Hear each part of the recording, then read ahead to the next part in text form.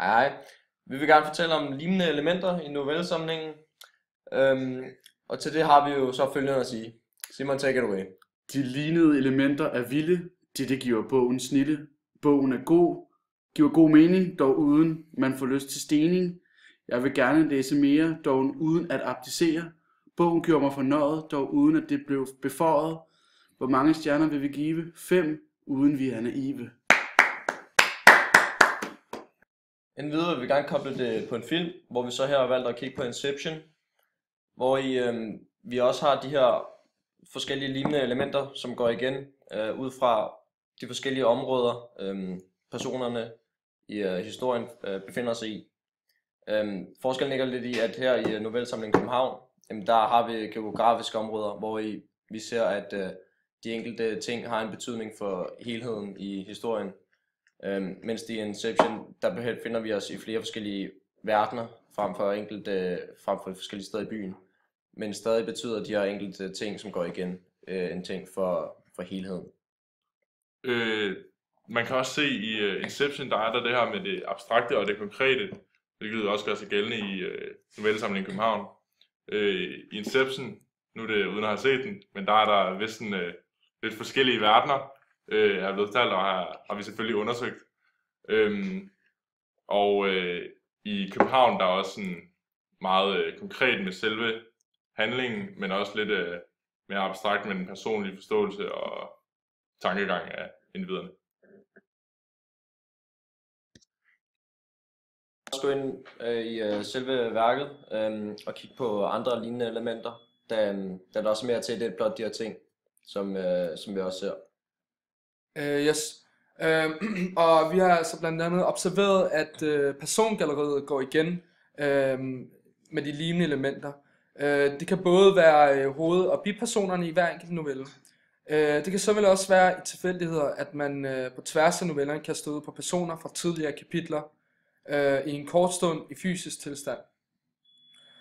Samtidig kan den psykiske tilstand blive overført til personer fra novelle til novelle i novellesamlingen. Personerne får en ny identitet og omgangskreds, men deres psykiske tilstand kan let sammenlignes med tidligere personer i novellesamlingen. Et godt eksempel på et lignende element er den her tand, som der bliver nævnt flere gange i novellesamlingen, hvor man først hører om den i novellen Nørreport på side 14. Efter at drengen er faldet, så står der her: på Nørreport lå drengens fortand stadig på trappeafsatsen. Så der får vi altså at vide, at der ligger en tand på Nørreport station på trappen. Ja, og først senere i novellen Stengade finder vi ud af, at den her dreng har fundet sin tand igen. Ja, og på side 62 kan vi så læse os frem til, at den her dreng som sagt finder sin tand, og vi har så fundet et citat. Midt på trappen lagde hun mærke til en dreng, der sad og så rigtig skidt ud. Han havde lukket øjne. Anne overvejede, om han var bevidstløs, og rørte forsigtigt ved hans ene skulder. Drengen åbnede langsomt øjnene og sin ene hånd. Jeg har fundet min tand, sagde han, og viste Anne det beskidte indhold af sin hånd. Det er godt, sagde hun, beroligende. Hun strøg det klæbrige hår væk fra hans pande og gik videre.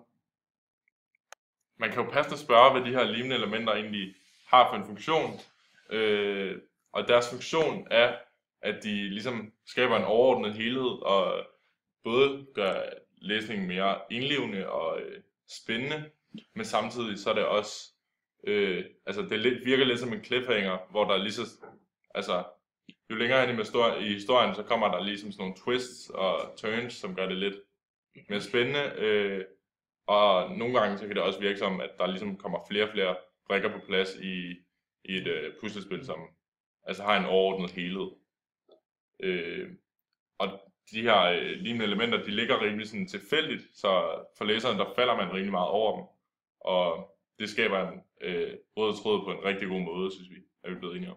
Her ligger navnet København i, at vi skal selvfølgelig have et indblik i de forskellige personers liv i København. Og vi også give den her, der er en sammenligning mellem de forskellige personer, og det går ikke helt tilfældigt, jamen det giver et godt overordnet blik. Man har også lagt mærke til, at limende elementer ikke nødvendigvis behøver at være en ting.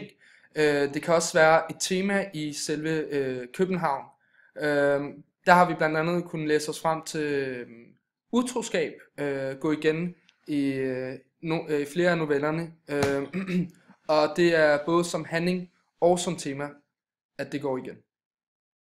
Det beviser bare, at de her lignende elementer faktisk både kan være konkrete ting, som en tand eller et geografisk sted, men også lidt abstrakte ting, som kan være de her temaer, som går igen. Også besked på, at vi skulle være lidt kunstneriske. Derfor har vi valgt at bruge vores kreativitet på at få lavet et specielt fremstillet billede af Kedem af Indre København, hvor vi kan se alle de steder, hvor der er handling i bogen. Det vi prøver at illustrere med billedet er, at der er nogle personlighedstræk, som går igen i novellerne. Og det er som sagt personerne hernede, som så skal prøve at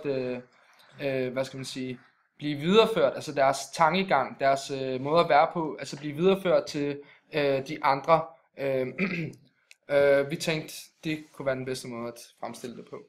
De stiplede linjer viser også, altså det er jo de her lignende elementer, og det kender man egentlig også blandt andet fra, der er mange serier, der er så brug af dem, særligt krimiserier, hvor man også kan finde eksempelvis spor, som ligesom kæder forskellige personer eller ting sammen, og skaber en rød tråd, som vi har snakket om tidligere. Lignende elementer har faktisk også en anden effekt end blot at skabe spænding. De understreger også realismen i teksten, og for de her tekster, de bærer mange præg af forskellige typer af realisme. De er meget virkelighedsnære, som jo er direkte realisme, og de har den her realisme-effekt, som der ligesom forekommer ved, at der skildres om almindelige ting eller personer, hvor i læseren kan sætte sig selv i stedet for at identificere med. Så er der også, altså teksterne, de bliver jo meget præget af den nye realisme, hvor der virkelig er fokus på virkelighedens karakter og grænser. Og der er også, altså det er mange konkrete grænser, der findes i teksten, men der er også nogle lidt abstrakte grænser, som er lidt mere flydende i forhold til individernes personlige opfattelse af handlingerne og hverdagen, og egentlig bare deres afkodning af virkeligheden, som hvordan de opfatter det hele.